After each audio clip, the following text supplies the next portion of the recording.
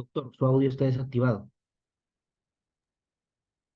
Muy buenas tardes, estimados amigos y amigas que se conectan a la transmisión del Estudio Jurídico Rosales Artica Abogados, que tengo el alto honor de poder dirigir. En esta oportunidad vamos a dar inicio a nuestras actividades del año 2024, concretamente a nuestra sesión número 4, que en esta ocasión recibe la grata visita de Jean-Pierre Alcántara Villanueva. Jean-Pierre es un joven, pero bastante experimentado abogado de nuestro país y evidentemente también ya con un importante recorrido académico que nos ha permitido disfrutar sus ponencias y sus reflexiones en diversos eventos. Y él en esta oportunidad amablemente nos ha cedido un poco de su tiempo para compartir con nosotros algunas reflexiones en relación con un tema bastante interesante. ¿Qué problemas se suelen presentar en las audiencias de control de acusación? Antes de ceder el uso de la palabra, vamos a dar cuenta de la importante hoja de vida de Jean-Pierre Alcántara Villanueva. Él es abogado por la Facultad de Derecho de la Universidad San Martín de Porres, con mención en la especialidad de Derecho Penal. Asimismo, tiene sus estudios de maestría en Derecho Penal y Procesal Penal en la Universidad Nacional Pedro Ruiz Gallo de Lambayeque. Tiene también estudios de especialización en contrataciones con el Estado, en cursos de asesoría legal y responsabilidad penal desarrollados en la Pontificia Universidad Católica del Perú, y también, naturalmente, sus diversas publicaciones que han sido, pues, investigaciones publicadas en revistas especializadas. Y ya desde la parte, concretamente, del litigio, Jean-Pierre es socio fundador también de su propia firma, Alcántara Villanueva, abogados con sede en Chiclayo, y que seguramente también ya pronto lo podremos tener a Jean-Pierre seguramente disfrutándolo aquí en Lima. Quiero en esta oportunidad entonces cederte el uso de la palabra, Jean-Pierre, reiterarte nuestro agradecimiento y quedamos prestos a escuchar lo que esta noche vas a compartir con nosotros.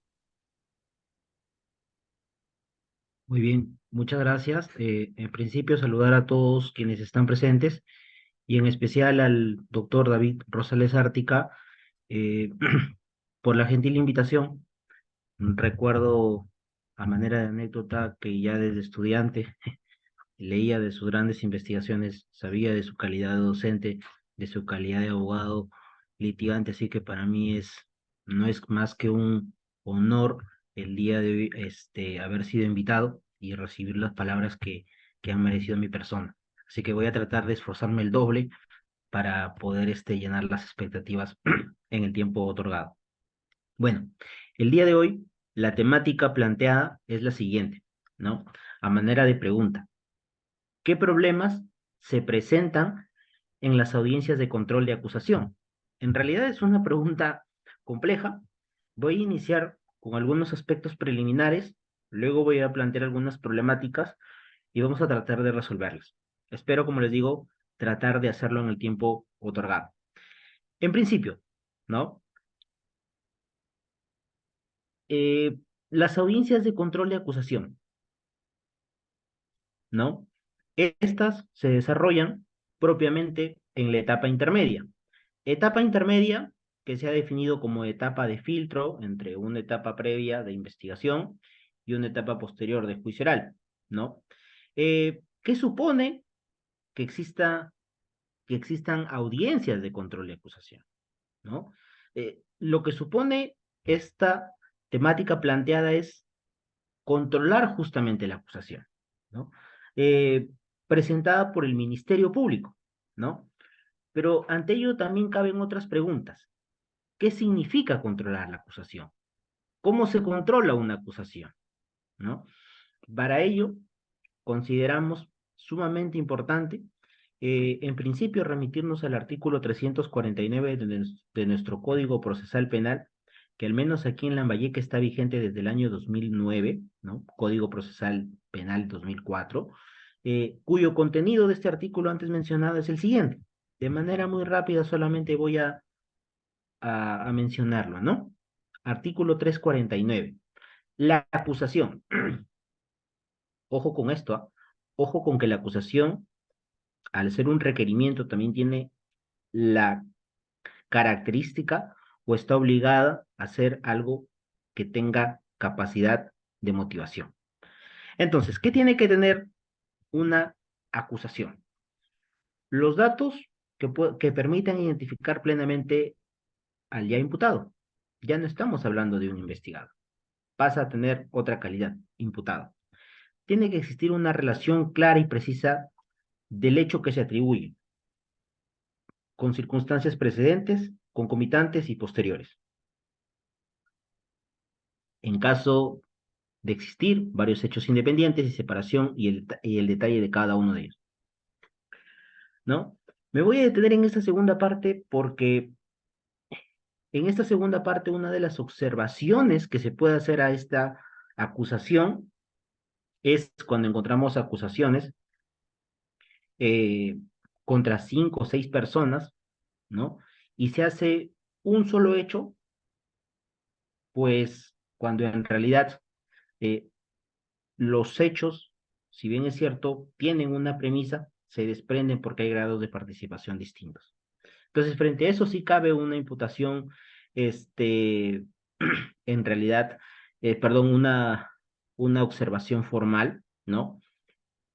Porque el fiscal no cumpliría en ese caso, ¿no? Es más, los propios elementos de convicción, ¿no? La fiscalía a veces detalla en sus acusaciones diversos elementos de convicción, pero la pregunta que tendríamos que hacernos, no hoy como abogados defensores, sino desde la academia, es qué elementos de convicción sirven para que sobre determinada persona se demuestre su responsabilidad.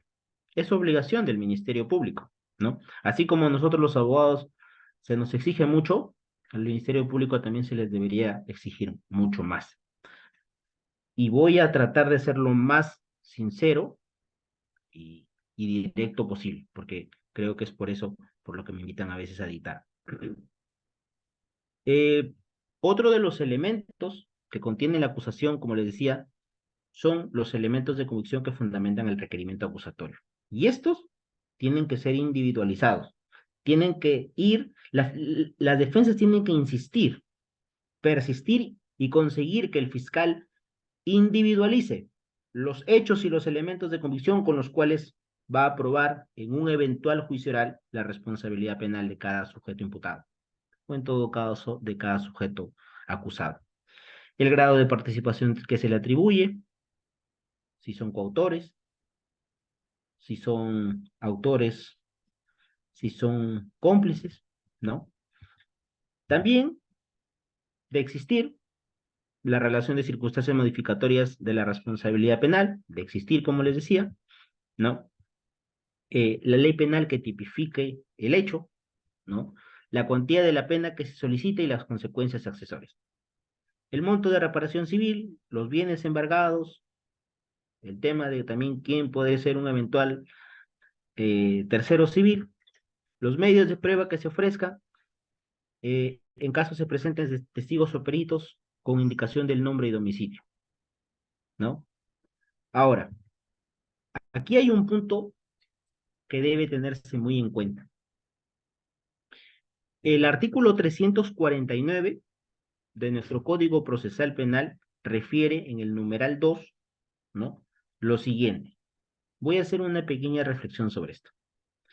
La acusación solo puede referirse a hechos y personas incluidos en la disposición de formalización de investigación preparatoria, aunque se efectuare una distinta calificación jurídica.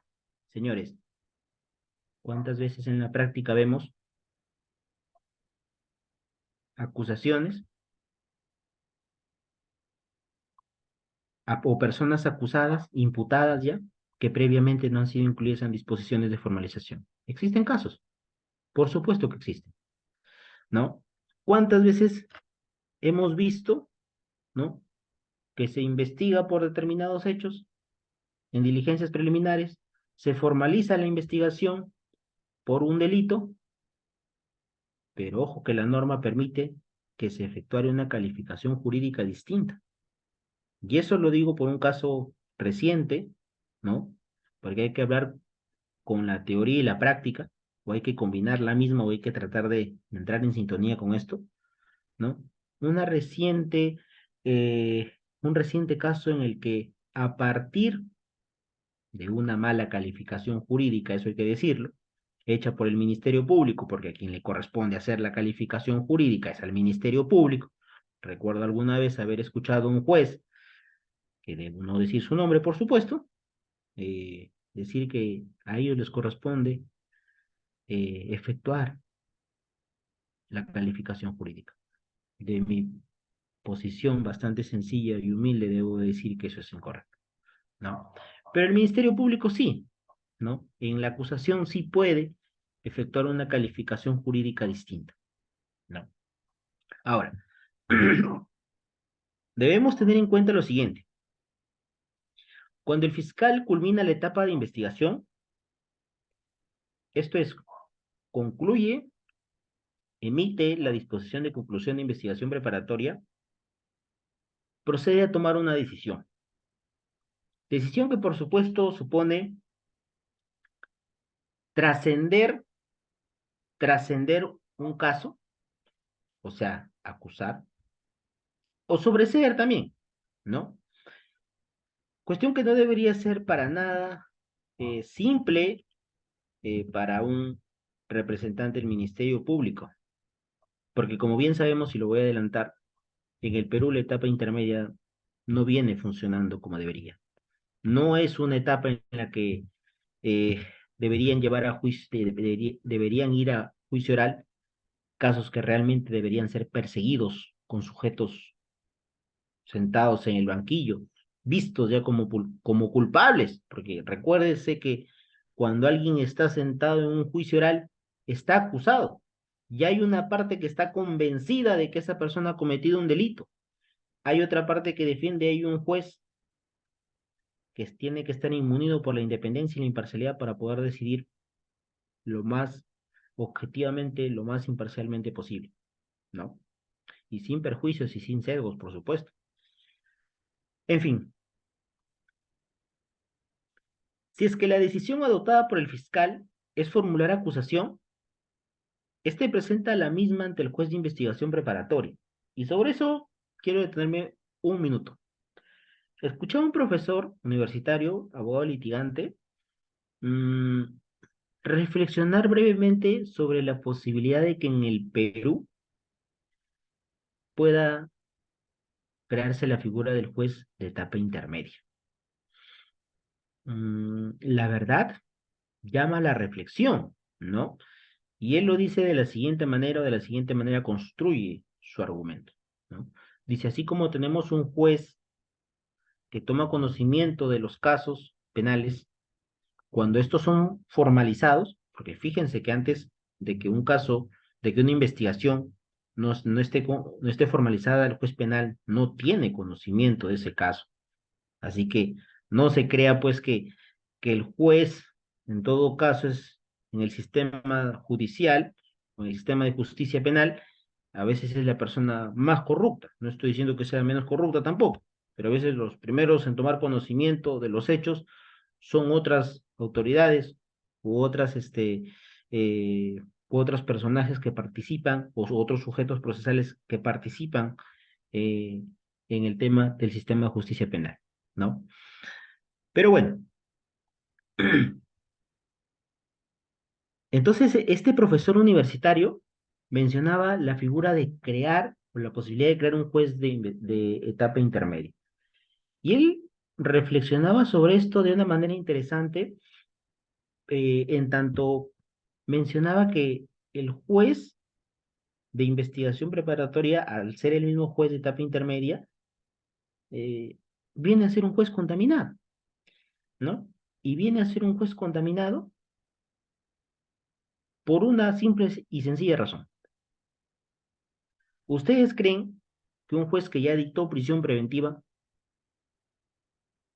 contra un sujeto o contra varios sujetos, luego en etapa intermedia va a declarar fundada una sección de improcedencia de acción? ¿Creen ustedes que ese juez que ya dictó un mandato de prisión preventiva, que por más que haya sido confirmado en sala, es más, declaró fundada la prórroga de esta medida cautelar, va a declarar fundado un pedido de sobreseimiento? Yo lo dejo a la reflexión, ¿no? Entonces, ¿realmente está contaminado ese juez? Porque esa fue uno de los puntos centrales de la reforma procesal penal. Hacer justicia, pero con garantías, ¿no? Como lo decía un gran profesor sanmarquino, el doctor Mario Pablo Rodríguez Hurtado. La reforma procesal con garantías, ¿no? No se trata de avasallar derechos en as de conseguir eficacia. No se trata solo de la eficacia. Y como diría Binder, es absolutamente difícil buscar el equilibrio entre eficacia y garantía, pero es que el sistema de justicia penal tiene de por medio la libertad, y la libertad es el bien o tesoro más preciado luego de la vida. En fin, sigamos. Eh, pues entonces, una vez que el fiscal, si se declina por acusar, tiene pues que presentar acusación ante este juez de investigación preparatoria, que por su parte va a correr traslado a los sujetos procesales, quienes de conformidad con con el artículo 350 de nuestro Código Procesal Penal, tienen el plazo de 10 días para contestar dicha acusación, absolver, como se quiera llamar. Hay muchas formas, algunos le dicen, ¿no? Bueno, teniendo en cuenta estos aspectos preliminares, previos a estos tópicos generales, voy a pasar a desarrollar ya algunas problemáticas, ¿no? La primera problemática, y esta es una problemática real. El Código Procesal Penal, en su artículo 350, refiere que la acusación será notificada a los sujetos procesales para que dentro de 10 días hábiles estos puedan absolverla o contestarla según los términos que estimen o que crean convenientes. Por supuesto, eso responde a una estrategia de defensa.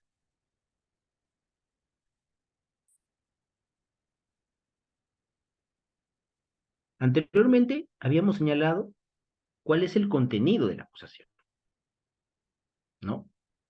Y esto importa que la acusación debe ser notificada en su integridad. Sin embargo, he aquí el primer problema a presentar.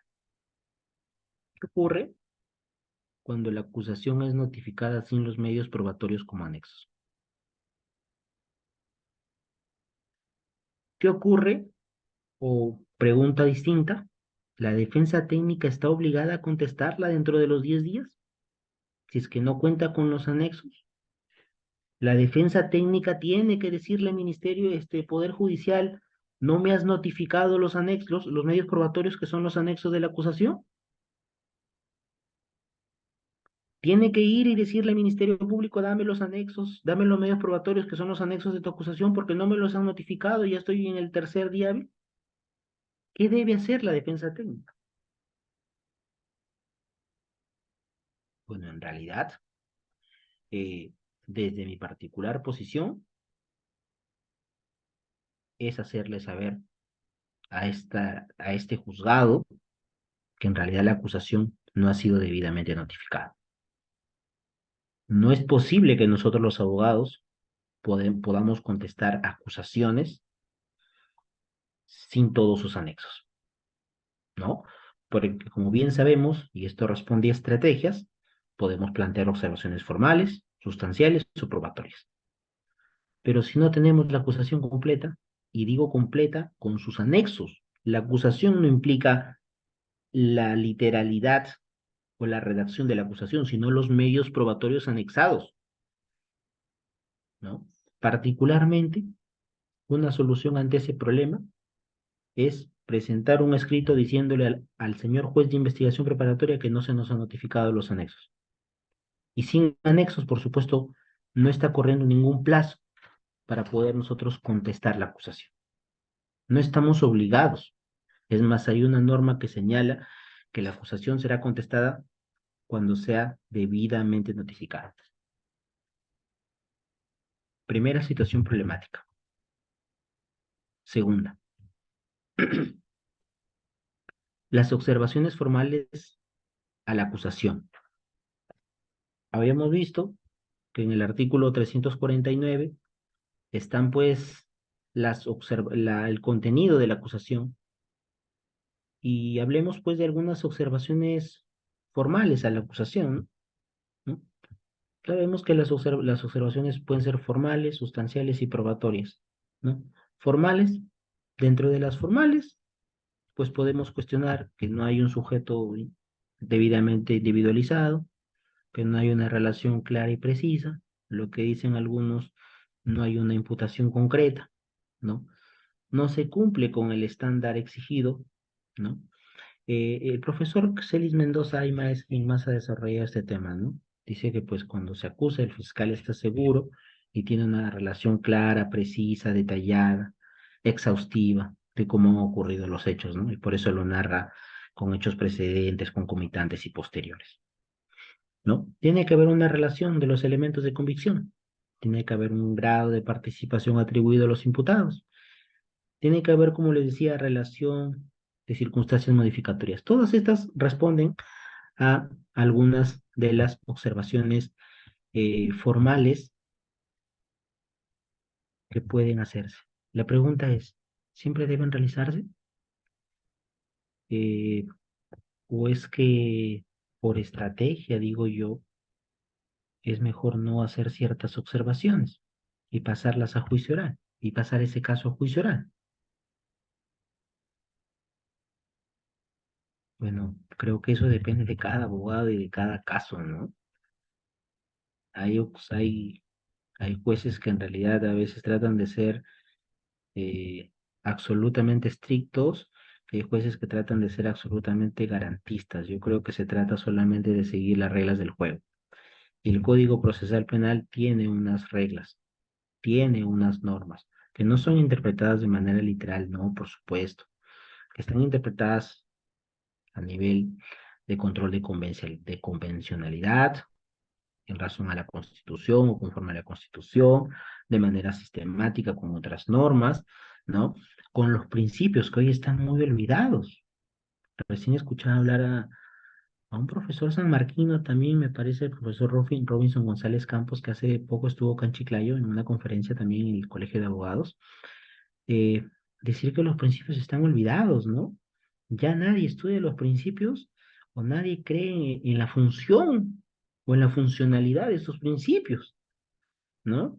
Nos hemos olvidado de estudiar los principios, dice, o nos hemos olvidado de que se han hecho para aplicarlos. Y es que los principios en el derecho penal, parte general y el derecho procesal penal son barreras infranqueables, básicos, principio de legalidad, legalidad procesal, presunción de inocencia, ¿no? Son principios básicos, ¿no? Ahora, estos principios tienen cierta flexibilidad, porque voy a comentar algo adicional. ¿Cuántas veces nos han buscado desde nuestro ejercicio profesional personas que llegan ya con un auto de citación a juicio oral, que previamente no han ejercido defensa, que previamente, y con el respeto que se merecen los defensores públicos, porque hay muy buenos, pero y así como hay muy buenos abogados defensores particulares, eh, pues a veces los primeros se ven limitados a estar conforme o decir conforme con todo lo presentado en la acusación. La pregunta es, ¿merece llegar ese caso a juicio oral o merece desarrollarse ese juicio oral si es que esta persona no ha contestado previamente esta acusación, como diría un abogado defensor particular. ¿Se ha ejercido realmente su derecho a la defensa técnica eficaz? ¿O es que lo único que se ha garantizado o lo que se ha querido garantizar es el derecho a la defensa con la presencia de un abogado? Pues eso no es derecho a la defensa. En realidad es el derecho a la defensa técnica eficaz, ¿no? Y la eficacia, pues no supone no lo relacionemos con resultados, ¿no? Hace poco salió una entrevista entre, parece, el doctor Jefferson Moreno y el doctor César Nakazaki, y el doctor César Nakazaki refería que los buenos abogados no son aquellos que ganan todos sus procesos, sino quienes los verdaderamente luchan, ¿no? Pero cuando nos vamos a un juicio oral, en el caso de que nos busque un señor con un caso que no ha ofrecido material probatorio para sustentar su teoría de defensa, y nos vamos y lo presentamos como prueba nueva, ¿qué nos preguntan? ¿En qué supuesto de los regulados en el Código Procesal Penal está perdón, ¿en qué artículo o en qué artículo se ampara su solicitud? Preguntan al abogado. Por supuesto, si nosotros no hemos sido los abogados defensores anteriores, y anteriormente no lo hemos ofrecido y nos lo denegaron, y particularmente recién conocemos el caso, recién tenemos que ofrecer esa prueba, ¿no? Pero no nos ofrecen. Y lo digo porque recientemente en un caso ofrecí una pericia de parte que demostraba que mi patrocinado no había falsificado firmas ni llenado unos datos. Sin embargo, a la jueza, pues porque ya había una sentencia anterior de un coautor con una imputación distinta, ¿no? A este se le imputaba de haber presentado este documento supuestamente elaborado por alguien a quien yo defendía. Sin embargo, una pericia demostraba una pericia de parte, ¿ah? Porque ni siquiera hubo una pericia oficial.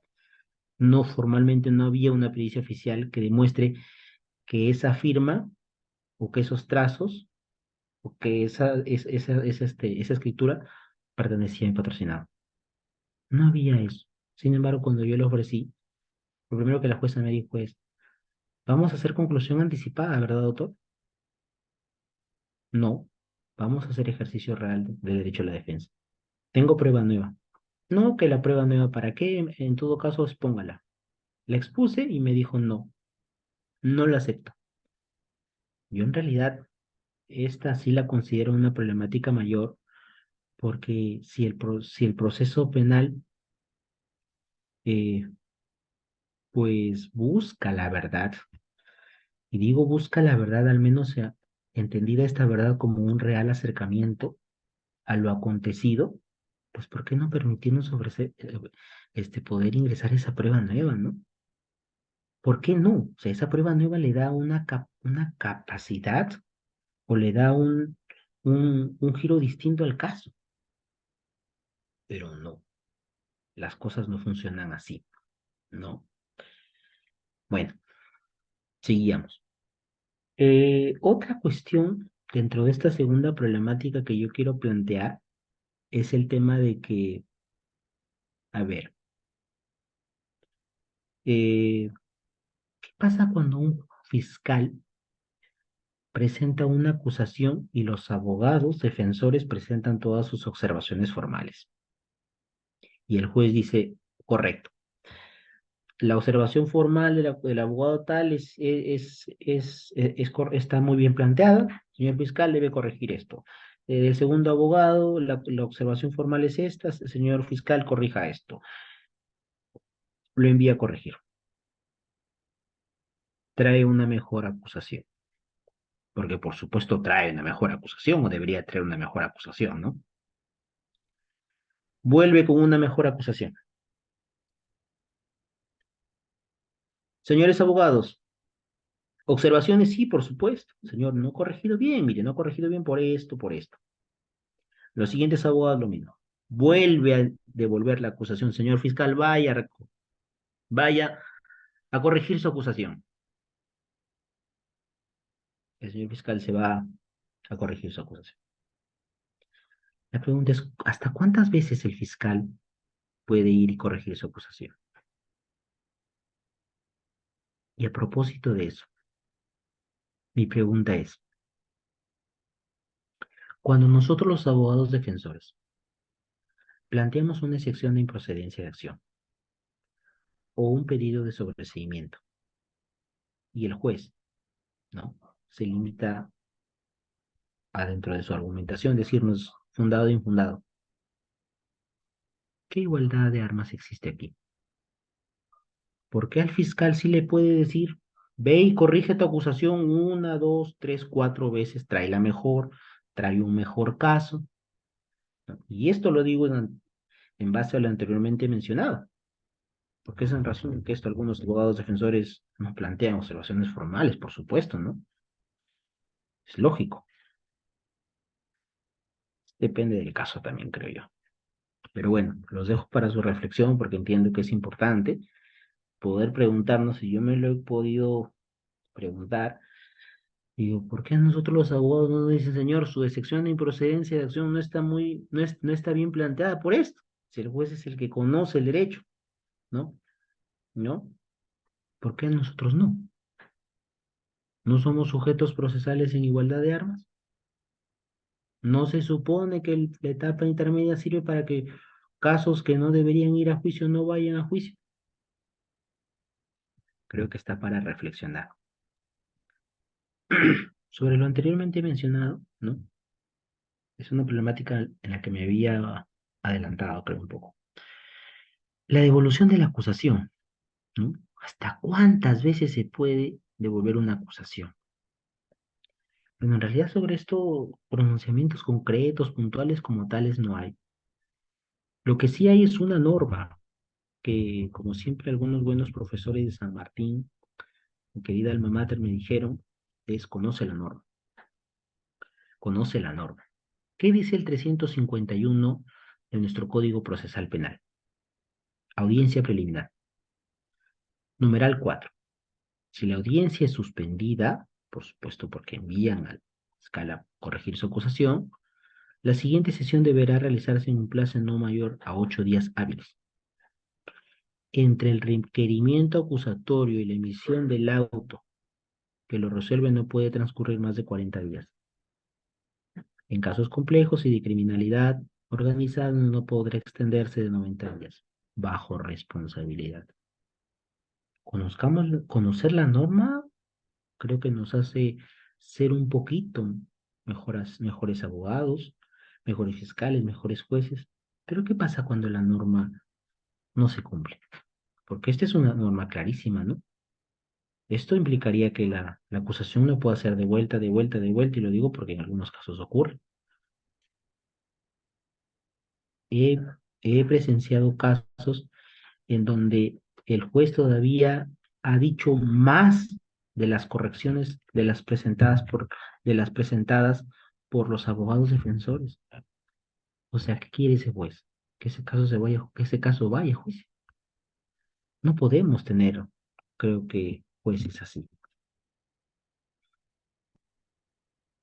Creo que voy a media hora del tiempo planteado. Voy a trabajar una última problemática. Este, con eso iré cerrando mi breve intervención.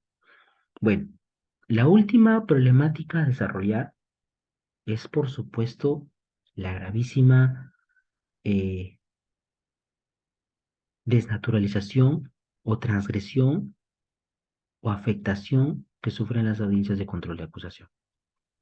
Y es que para ello, en principio, yo voy a leer lo que el profesor Claude Roxin ha dicho, ¿no? Ojo que el profesor Claude Roxin no solo es un reconocido jurista en dogmática penal, sino en dogmática procesal penal, ¿no? Y esto lo digo porque cuando uno era más joven, pues creía que Roxin solamente había escrito sobre imputación objetiva, ¿no? Eh, bueno, ¿qué dice Claude Roxin? La etapa intermedia cumple una función negativa de control, porque se discute la admisibilidad y la necesidad de la persecución penal por un juez independiente. Miren, fíjense en esto, que dice juez independiente. Esto ya tiene que ver mucho con el tema de que sea pues, un documento que no venga contaminado, ¿no? Con un juez que conozca el caso y que decida en razón a lo que se debate en el juicio oral, ¿no? Proporciona otra posibilidad que es la de evitar el juicio oral.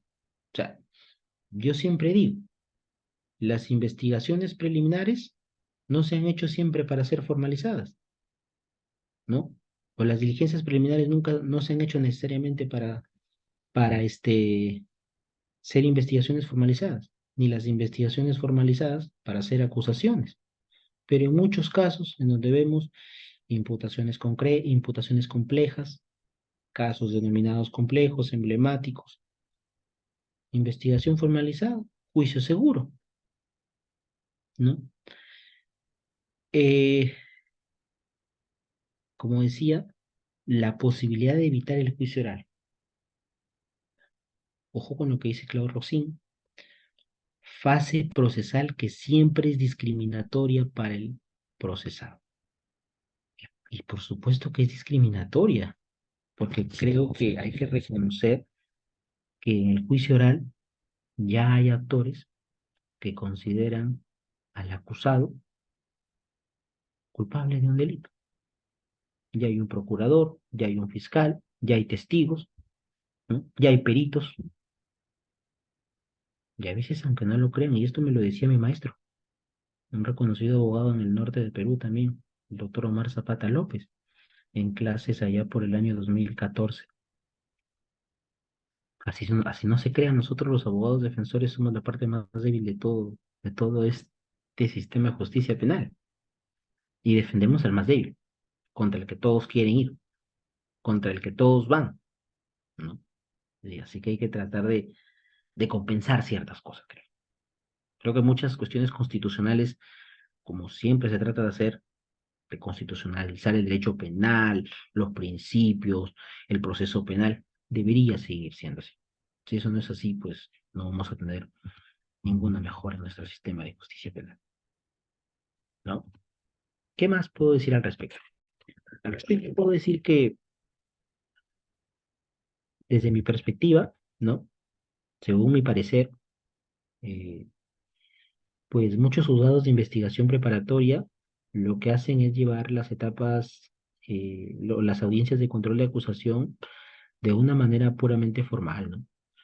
Eh, Resuelven las excepciones de improcedencia de acción, declarándolas infundadas, los sobreseimientos infundados, y a lo más lo que hacen es incluir dentro de su auto de enjuiciamiento algunos medios probatorios presentados por las defensas técnicas.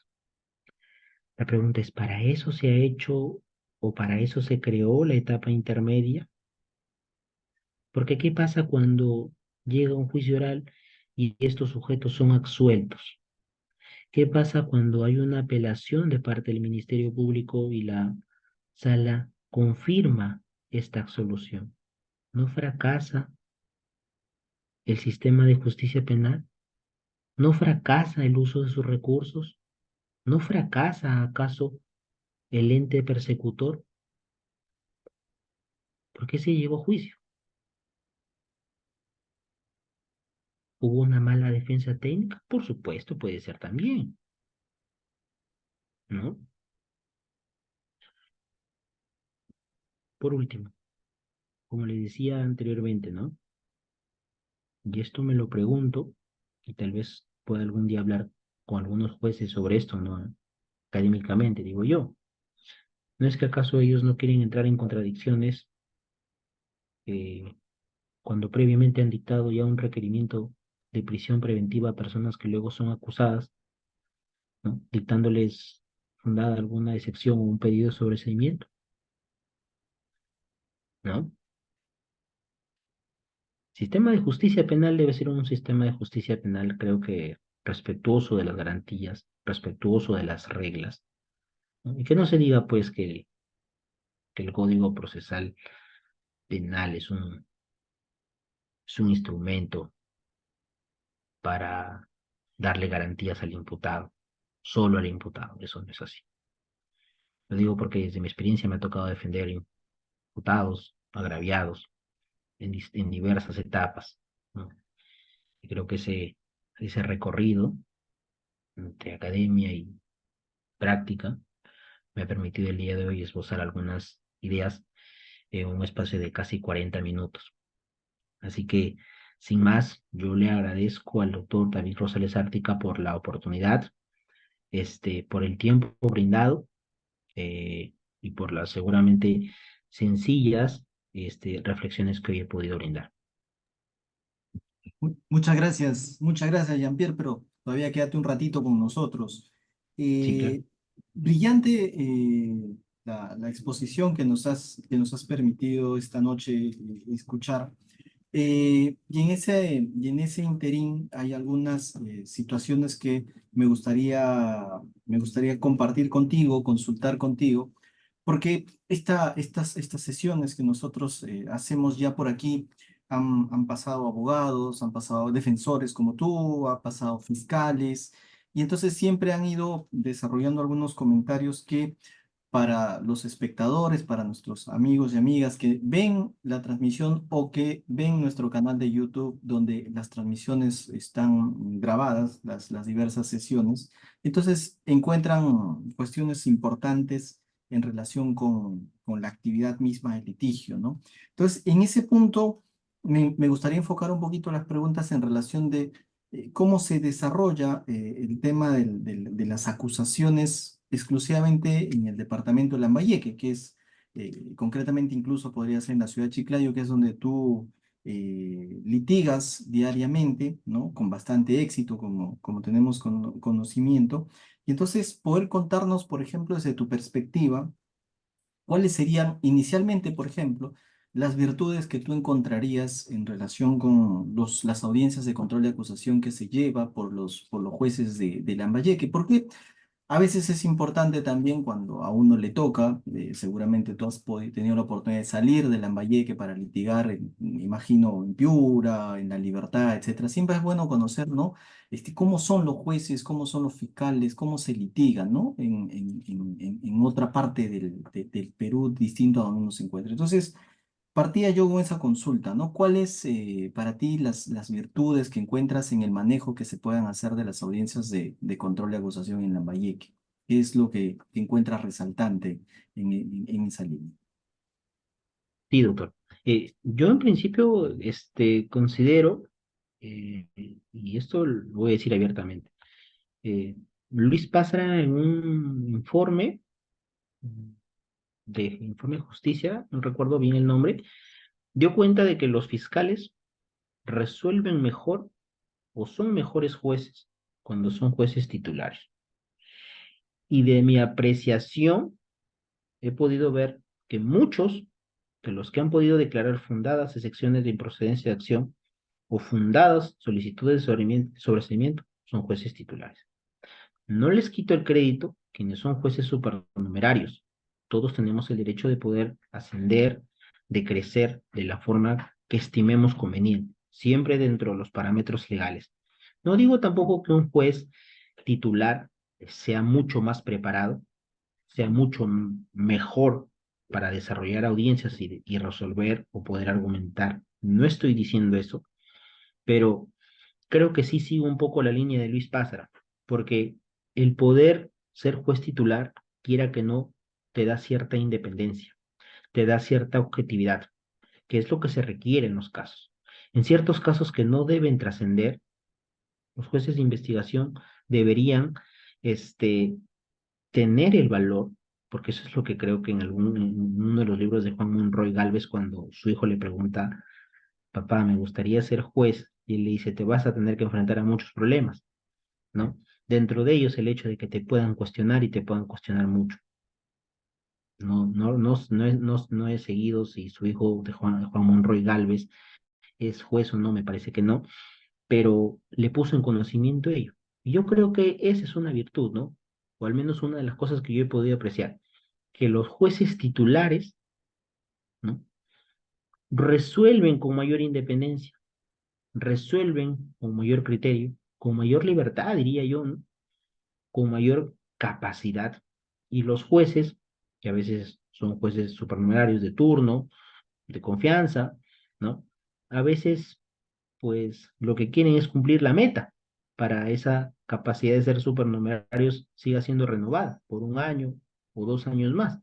Y yo siempre he dicho que la cantidad no es calidad y que la justicia penal no se mide por la cantidad de resoluciones que uno emite.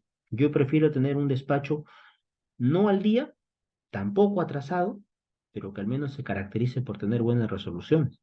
Ese es el tema de la justicia penal, ¿no? Yo por eso a veces estoy en muy desacuerdo cuando veo que el Poder Judicial transmite y felicita jornadas maratónicas de descarga procesal penal, pues para emitir muchas decisiones, para nosotros tal vez intrascendentes, para otros absolutamente trascendentes, ¿no?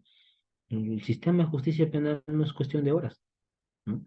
Pero bueno, yo creo que eso es lo que sí podría reforzar o dar como realce al tema de litigio acá en Lambayeque, sin desvalorar, por supuesto, que los jueces supernumerarios no tengan esa capacidad. No estoy diciendo eso.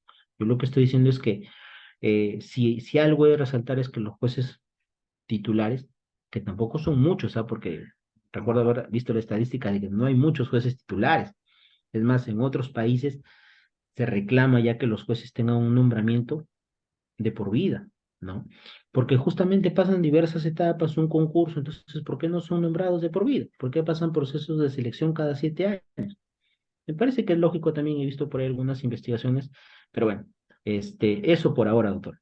Te preguntaba eso solamente con un breve comentario porque en parte de tu locución señalabas sobre esta suerte de propuesta de tener un juez de la etapa intermedia, lo cual de repente uno, a partir de la experiencia que tú nos cuentas y que te agradezco muchísimo porque esto de la experiencia es valiosísimo, no hay probablemente no sea tanta la necesidad de tener un juez para la etapa intermedia, sino de hacer lo que tú acabas de comentar, ¿no?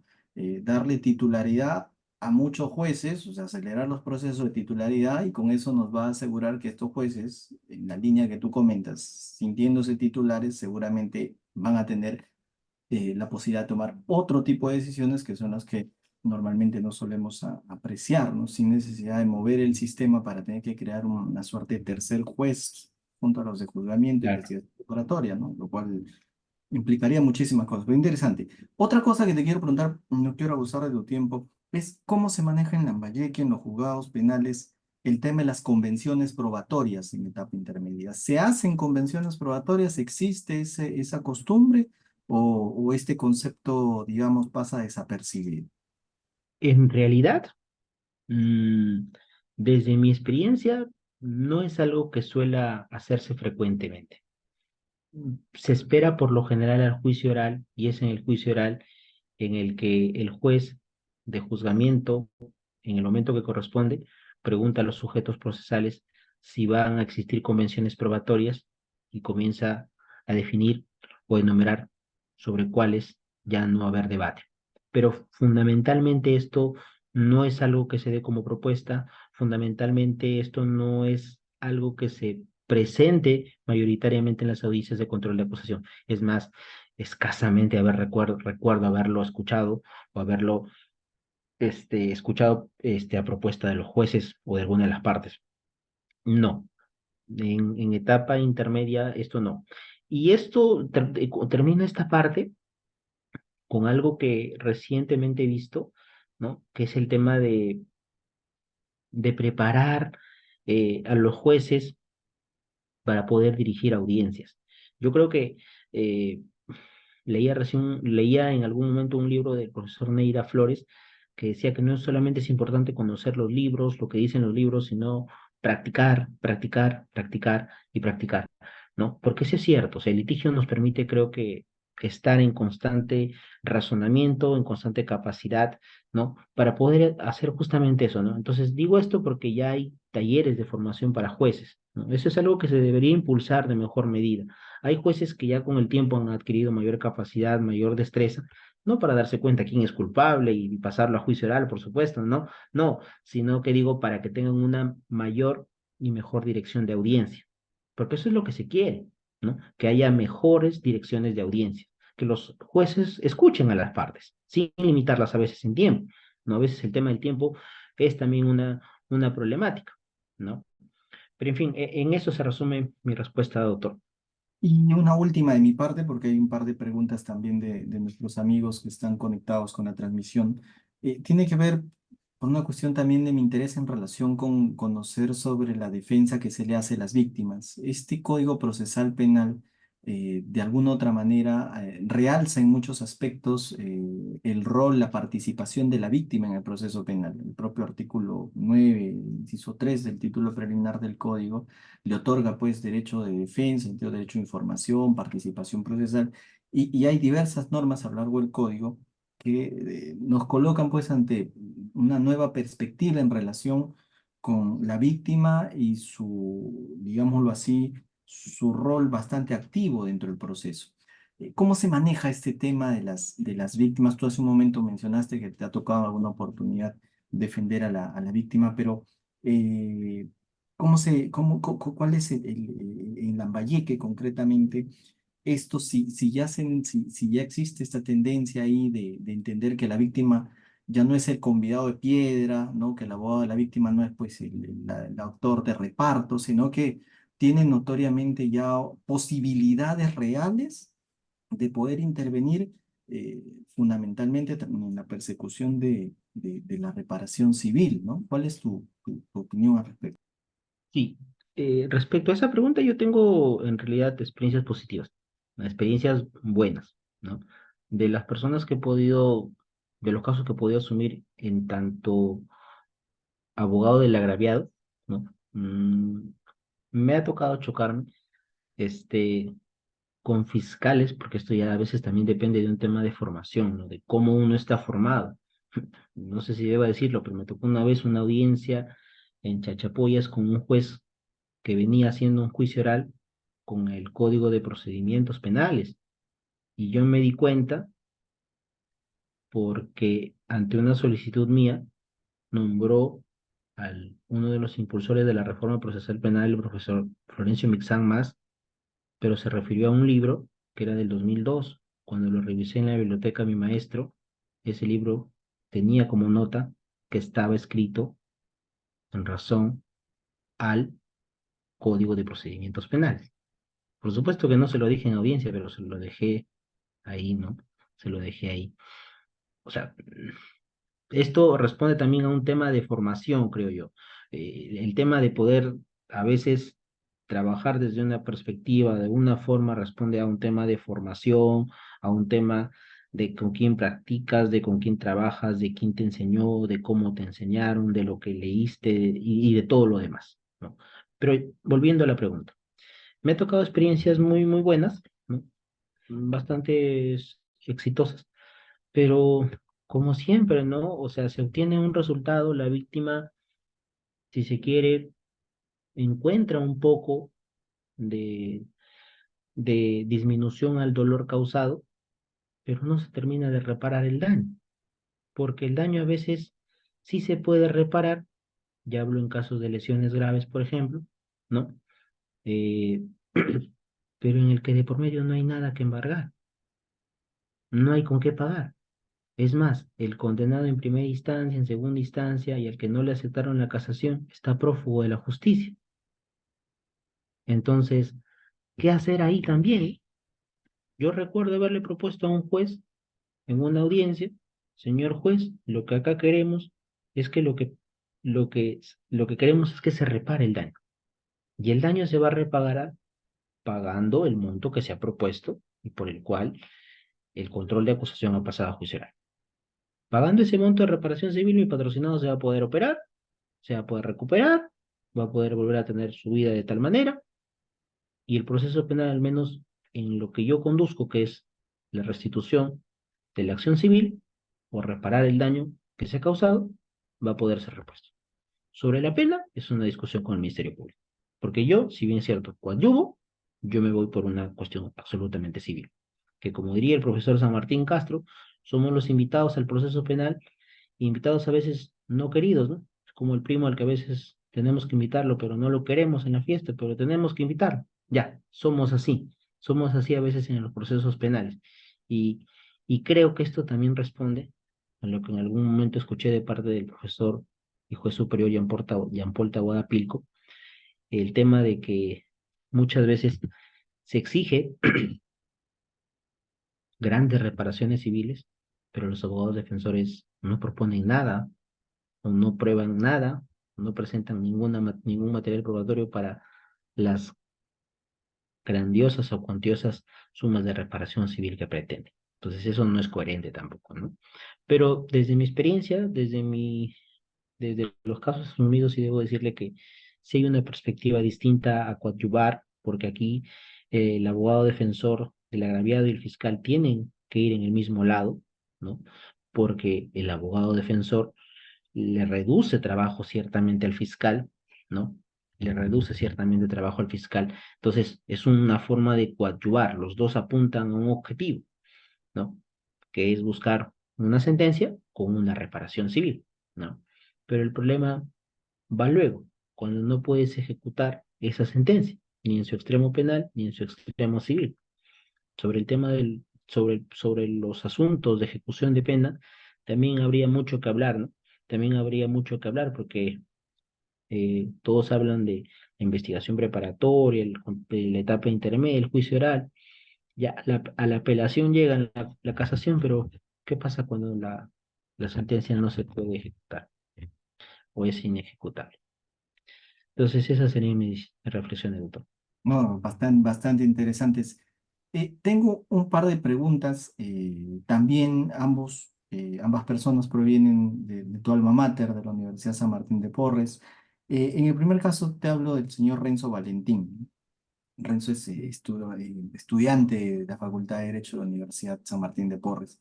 Y él te pregunta, inicialmente da una idea en el sentido de que está convencido de que la razón por la que la audiencia de control de acusación es considerada como una audiencia de paso a juicio es por la negativa de poder debatir cuestiones controvertidas en la etapa intermedia. Te consulta si crees que eso es un problema o consideras que el legislador siempre ha tenido un espíritu de evitar llegar a juicio oral, cuestiones donde aún no hay suficiencia probatoria. ¿Cuál es tu perspectiva? Y en esa misma línea, también ya egresado de la Universidad San Martín de Porres, el señor César Escarcena pregunta en relación sobre tu opinión sobre la figura de forzamiento de la acusación, ¿no? Si podrías darnos respuesta de ambas preguntas. Sí, lo primero, yo creo que el espíritu de la reforma tiene que ver con primero, casos que no deban trascender sean investigaciones no formalizadas, partiendo de eso. Y eso no lo digo yo, lo he visto en textos. Investigaciones por denuncias hechas que no deben trascender, no trascienden. Investigación no formalizada. Siguiendo esa línea, investigaciones formalizadas y acusaciones hechas, pero con cuestiones o observaciones bastante bien formuladas, no deberían llevar a juicio oral, porque como les decía, ese juicio oral al final va a ser un fracaso.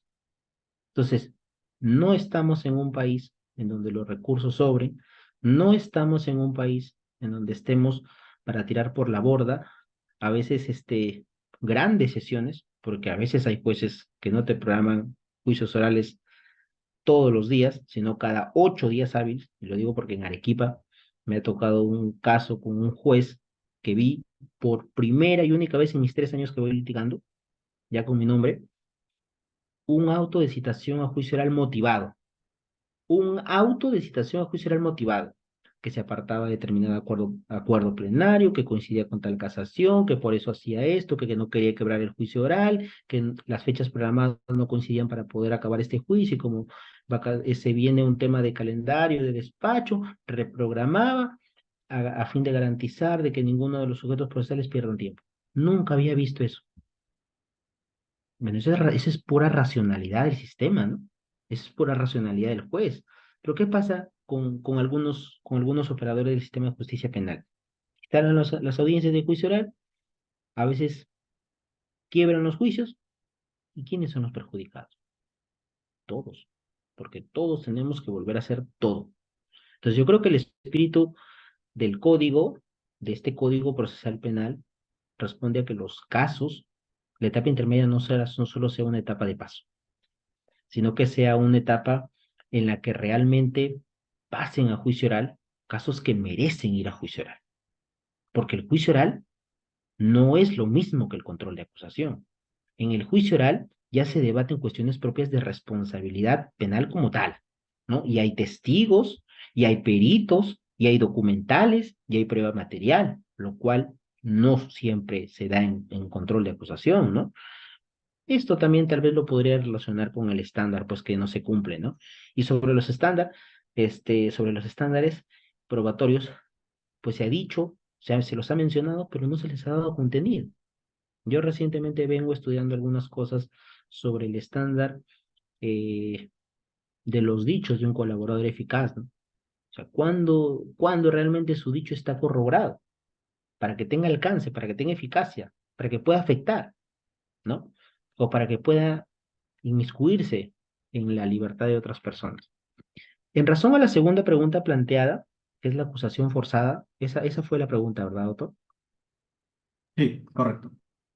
Y yo tengo mis serias críticas. Tengo mis serias críticas porque todo parte de un defecto de la norma. No, la misma norma es quien lo permite. Sin decirlo, la misma norma es quien permite la acusación forzada, ¿no?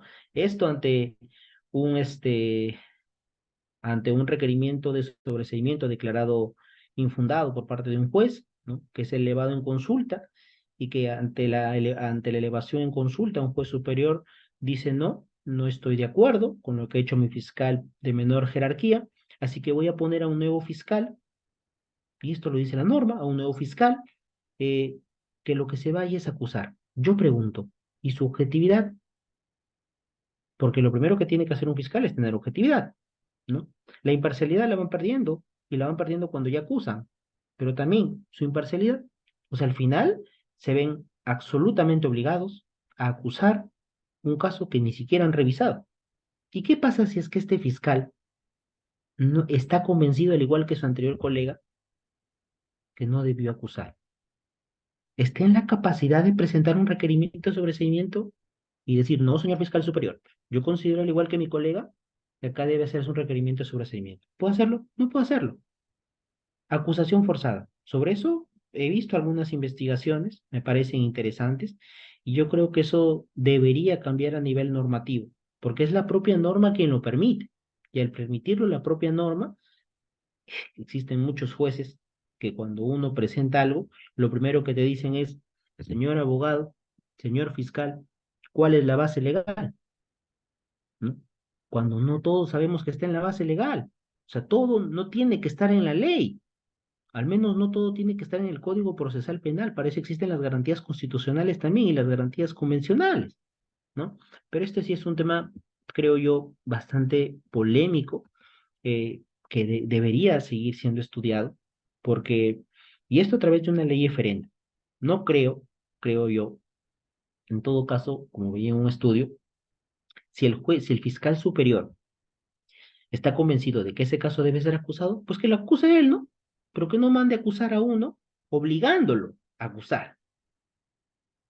No sé si suena eso racional, pero, o sea, tampoco suena irracional, ¿no? Si él está seguro que ahí se debe acusar, pues que acuse él, pero no obligar a un fiscal provincial de menor jerarquía, por supuesto, a acusar un caso de manera obligada, sin revisarlo. Porque la carpeta fiscal le llega y dice, este caso tienes que acusar. No hay forma, no tienes otra alternativa. No. Indistintamente de las posturas que cualquiera pueda tomar, esto me parece que merece un serio debate y hasta unas cuestiones propias para poder ser debatidas con mayor profundidad. Correcto, perfecto. Bien, Jean-Pierre, te agradezco realmente por tu tiempo, por estas importantes reflexiones que nos has podido dar esta noche, por acercarnos un poquito también a la realidad lambayecana, a la realidad de Chiclayo.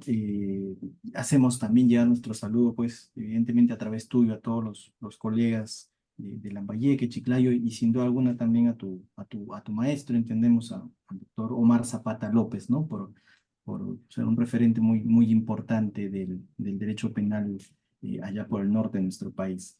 Me gustaría ya en esta última parte pedirte alguna palabra final de despedida para poder cerrar la sesión, apreciado Jean-Pierre.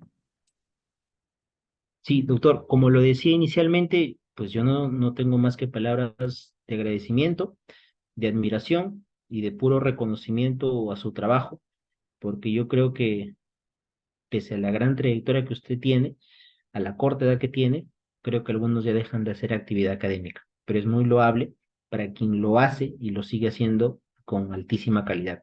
Así que yo le agradezco, en principio, que me haya brindado este pequeño espacio para reflexionar un poco. Lo que intento siempre es reflexionar un poco en estos espacios, ¿no? Claro que bajo determinados argumentos que pueden ser cuestionados porque creo que nadie tiene la razón absoluta. El derecho es bonito por eso, porque es debatible, ¿no? Y lo segundo, pues que creo que lo principal para todo operador de justicia penal, digo abogado defensor, particular público, digo procurador, digo fiscal, juez, en las distintas instancias, es seguir estudiando. Porque mientras sigamos estudiando, creo que vamos a poder resolver los asuntos que nos traen desde las diversas perspectivas que asumimos, ¿no? Solo así creo que haremos del derecho de la justicia penal, perdón, una justicia penal más racional, más garantista y no puramente eficientista. Esas serían mis palabras finales, estimado autor. Muchas gracias. Muy bien, estimados amigos y amigas. Ha sido Jean-Pierre Alcántara Villanueva, destacado abogado chiclayano, importante académico también, a quien agradecemos por habernos cedido parte de su tiempo para estar con nosotros esta noche en nuestra sesión, y nuestra gratitud también para quienes nos han estado siguiendo a través de las redes sociales. Y reitero la invitación a visitar nuestra página de YouTube, donde ustedes podrán encontrar la grabación de esta y nuestras sesiones anteriores.